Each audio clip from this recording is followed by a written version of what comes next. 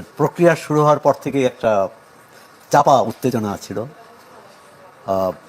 প্রার্থী, দল, নির্বাচন কমিশন, সরকার, প্রশাসন সবটা কার কার কী ভূমিকা এবং সেই ভূমিকা নিয়ে একে অপরের উপর অভিযোগ ছিল, আবার সহযোগিতাও ছিল।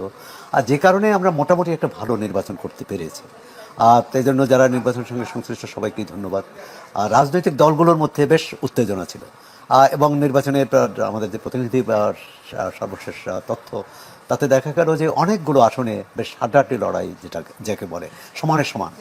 কেউ হয়তো 5,000 ভোটে এগিয়ে জিতেছেন, কেউ হয়তো হেরেছেন, কিন্তু লড়াইটা এমন ছিল যে চূড়ান্ত ফলাফলের আগে বলা যেত না যে কে জয়ী হবে, কে পরাজিত। একদমই। আমরা ঢাকা 17 আসনেও কিন্তু দেখেছি, যেখানে বিএনপি চেয়ারম্যান তারেক রহমান নির্বাচন করেছেন, সেখানেও জামাতের প্রার্থীর সাথে তার ব্যবধান কিন্তু খুব বেশি না।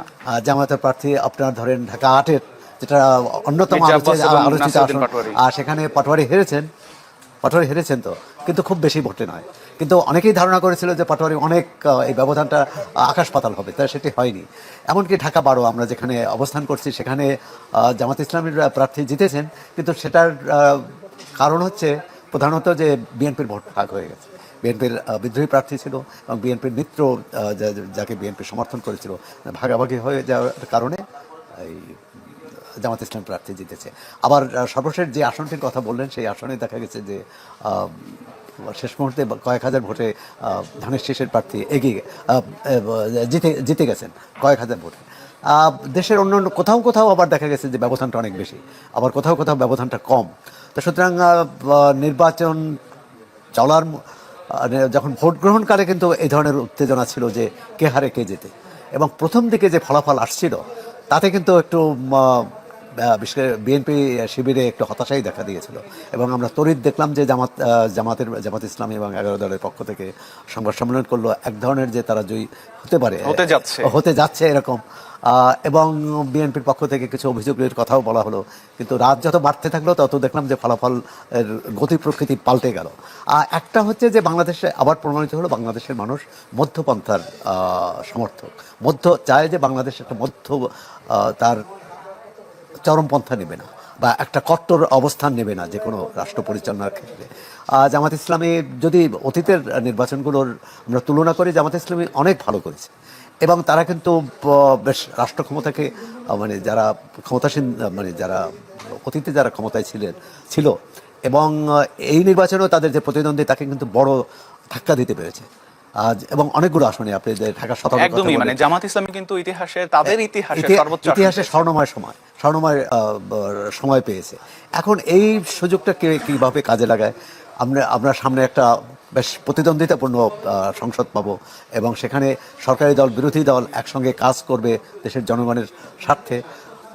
জামাত ইসলামের একটি নির্বাচনী ইশতেহার ছিল, বিএনপির ইশতেহার ছিল, অন্য দলের। এই প্রসঙ্গে আরেকটি বলি যে আমাদের অনেককে অবাক করে দিয়ে এনসিপি কিন্তু ভালো করেছে, জাতীয় নাগরিক পার্টি। তাদের মাত্র 29টি আসনে তাদের প্রতিনিধি ছিল এবং সেখানে 5টিতে জিতেছে, কয়েকটিতে তার কিন্তু খুব কম ভোটে হেরেছে।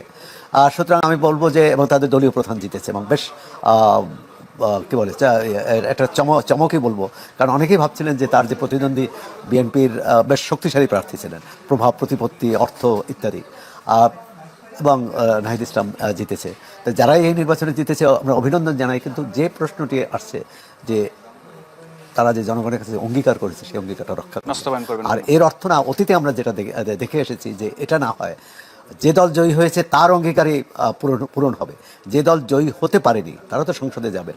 সুতরাং তার যে নির্বাচনী প্রতিশ্রুতি, যে সেই প্রতিশ্রুতি যেগুলো জনগণের কল্যাণে থাকবে, যেমন জামাত ইসলামের যে একটি কর্মসূচি আছে যে 5 শিশু এবং প্রবীণ, মানে 5 বছরের শিশু নিচের যে শিশু এবং প্রবীণ, তাদের চিকিৎসা ব্যয় রাষ্ট্র বহন করবে।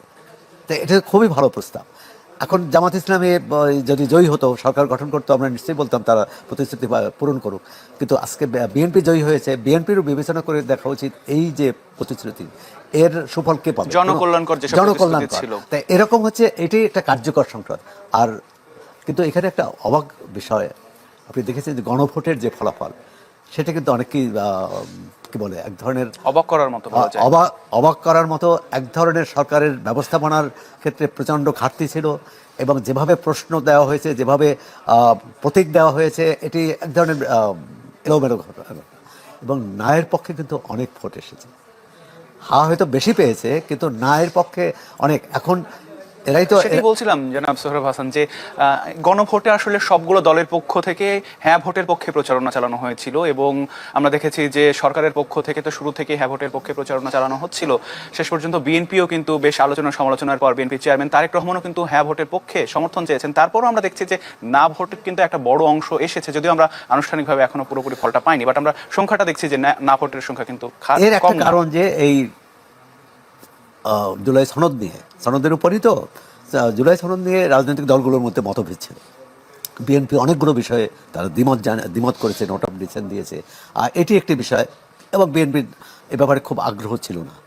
এবং পরবর্তীকালে বিএনপির চেয়ারম্যান যে হাভোটকে জয়যুক্ত করার কথা বলেছেন, সেটা বিরোধীদের চাপে, মানে তারা কিন্তু বলেছে। এবং এবং তিনি যখন হাভোটের কথা বললেন, তখন আবার তারা সমালোচনা করলেন যে আমাদের চাপে বলা হয়েছে। মানে আমাদের রাজনৈতিক সংস্কৃতিটা খুব বদলায়নি। আপনি এই নির্বাচনে দেখুন, আমরা আশা করব যে নির্বাচনে যে প্রচারে যে উত্তাপটা ছিল সরকার, বিশেষ করে বিএনপি ও জামাত নেতাদের মধ্যে, সেই উত্তাপটা যাতে নির্বাচন পরবর্তী সময় না আসে। আরেকটি বিষয় যে কোনো নির্বাচনে আমরা দেখি যে নির্বাচনের পর প্রান্তিক জনগোষ্ঠী বা যারা যারা দরিদ্র জনগোষ্ঠী, সংখ্যালঘু, তাদের উপর এক ধরনের চাপ থাকে, হামলার ঘটনাও ঘটে। এবারে এখনও বড় ধরনের কোনো হামলার ঘটনা ঘটেনি, কিন্তু এ ব্যাপারেও অন্তর্বর্তী সরকার তো এখনও দায়িত্বে আছে, সরকার, প্রশাসন এবং বিজয়ী এবং পরাজিত উভয় রাজনৈতিক দল। কারণ পরাজিত হলে ভাবে যে এদের জন্যই আমি পরাজিত হয়েছি।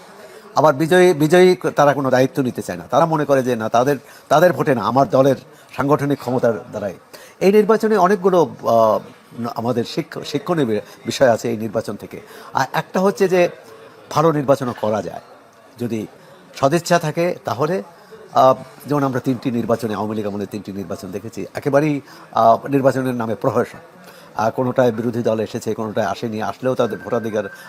24 আমরা দেখেছি যে 24 আমিডামি নির্বাচন, তার আগে রাতের ভোট, তার আগে কি বলে বিনা ভোটে এমপি হওয়া।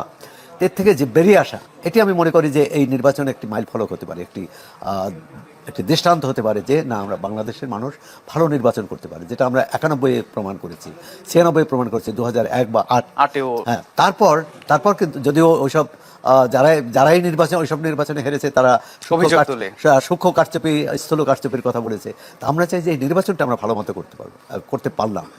এরপর এই রাজনৈতিক নেতৃত্বেরই দায়িত্ব যে সংসদটা আমরা ভালোভাবে চালাবো, সরকারটা ভালোভাবে চালাবো।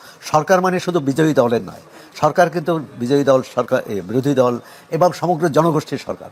আমরা অতীতে দেখেছি যে দলই জয়ী হয় দলীয় সরকার হয়ে যায়, সেটা নামে বেনামে দলীয় সরকার, যেটা বিএনপি সরকার। তা আমরা চাইবো ভবিষ্যতে যে এরকম দলীয় সরকার না হয়, তার কোনো কর্মকাণ্ডে যে এটি যাতে প্রতীয়মান না হয়। সে দলের প্রতি, দলীয় লোকদের প্রতি, দলীয় নেতাকর্মীদের প্রতি বিশেষ সুবিধা দিয়েছে, অন্যায্য সুবিধা দিয়েছে। আপনি এটা রাজুকের ফ্ল্যাট বরাদ্দ থেকে শুরু করে সব ক্ষেত্রে, যে কারণে জুলাই সনদে যেসব সংস্কারের কথা বলা হয়েছে, এই সংস্কারগুলো আমরা আশা করব যে সরকারি দল, বিরোধী দল এই বিষয়গুলো নিয়ে তারা কাজ করবেন না। আপনি বলছিলেন কিছুক্ষণ আগে যে এই নির্বাচনের জয়ের পরেও বিএনপির জন্য বেশ কিছু চ্যালেঞ্জও থাকবে। জামাতের পক্ষ থেকে একটা বড় সংখ্যায় আসন যেহেতু তারা পাচ্ছে, ফলে সংসদে একটা শক্ত বিরোধিতার মুখে পড়তে হবে। কি মনে হয় আপনার কাছে, জামাত জোট আসলে কতটা প্রতিরোধ বা তারা আসলে কতটা বিরোধিতা করতে পারবে শক্ত অবস্থানে থেকে? আসলে আমাদের অতীতের রাজনৈতিক সংস্কৃতি থেকে বেরিয়ে আসতে হবে। প্রথমত হচ্ছে বড় বিরোধী দল বড় হলেই যে চ্যালেঞ্জ হবে, সেটি নাও তো হতে পারে, হওয়া উচিত নয়। কারণ সংসদে সরকারি দল, বিরোধী দল যেই ন্যায্য কথা বলবে, যেই ন্যায্য প্রস্তাব দেবে, ন্যায্য বিল আনবে, সেটি পাশ হওয়া উচিত। এবং সংসদীয় কমিটি থাকবে। এই নির্বাচনে ডেপুটি স্পিকার বিরোধী দল থেকে নেওয়া হবে। আপনি চ্যালেঞ্জের কথা বলছেন, চ্যালেঞ্জ নিশ্চয়ই আছে, কিন্তু চ্যালেঞ্জের পাশাপাশি একটা সুযোগও থাকবে, সেটাও কিন্তু আমাদের মনে রাখতে হবে। কারণ অতীতে সরকারি দল, বিরোধী দল সম্মিলিতভাবে সংসদকে কার্যকর করা, টেকসই করা এবং সংসদকে জনমানুষের আকাঙ্ক্ষার প্রতীক করা, এই কাজটি হয়নি। তো এই নির্বাচনে হ্যাঁ, জামাত একটা চ্যালেঞ্জ হতে পারে, কিন্তু চ্যালেঞ্জটা মোকাবেলার ইতিবাচক দৃষ্টিভঙ্গি দিতে হবে চ্যালেঞ্জটি মোকাবেলার জন্য। যদি সংখ্যাগরিষ্ঠতার জোরে যে কোনো আইন পাশ করা যায়, আর 2/3 হলে তো কথাই নেই। মানে নারীকে পুরুষ এবং পুরুষকে নারী ছাড়া সব কিছু করতে পারে যায় জাতীয় সংসদ। তা আমরা মনে করি যে সেটা করবে না। সংসদে প্রাণবন্ত আলোচনা হবে, বিতর্ক হবে, কিন্তু বিদ্বেষ ছড়ানো হবে না, ঘৃণা ছড়ানো হবে না।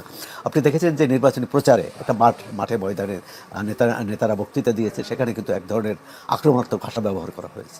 সংসদে একটা রীতি আছে, সংসদেও ভাষা ব্যবহার করবে। এই সংসদে 2-1 কিন্তু স্বতন্ত্র প্রার্থী জয়ী হয়েছে।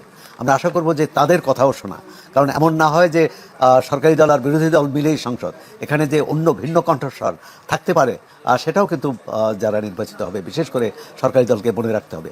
আরেকটি চ্যালেঞ্জে পড়তে হবে সরকারি জাতীয় ঐকমত্য কমিশন এবং জামাত ইসলামী সহ অন্যান্য দল, এনসিপি সহ, তাদের একটা বড় দাবি ছিল যে একই ব্যক্তি সংসদ নেতা, প্রধানমন্ত্রী এবং দলীয় প্রধান না হন। কিন্তু বিএনপি বলেছে এটি তাদের নির্বাচনী অঙ্গীকার বা নির্বাচনী, তারা এটার সাথে দ্বিমত পোষণ করেছে। জুলাই সনদের এই প্রস্তাবে তারা দ্বিমত পোষণ করেছে। এখন দ্বিমতের ক্ষেত্রে কোনটা অগ্রাধিকার পাবে? এক হচ্ছে জনগণের কাছে তারা নির্বাচনী ইশতেহার নিয়ে গিয়েছে, জনগণ তাদের পক্ষে রায় দিয়েছে, এটি একটি। আবার জুলাই সনদে আছে যে এই করা যাবে, এই করা যাবে না, বা সেখানে বিএনপি স্বাক্ষর করেছে। এখন বিএনপি এই যে নোট অফ ডিসেন্ট দিয়েছে, কিন্তু তারপরে তো স্বাক্ষর করেছে। এখন এখানেও আমি মনে করি যে এটি বড় বাধা হবে না যদি সহযোগিতার মানসিকতা থাকে দুই পক্ষেরই। সরকারি দলের সহযোগিতা মানসিকতা থাকতে হবে, বিরোধী দলেরও।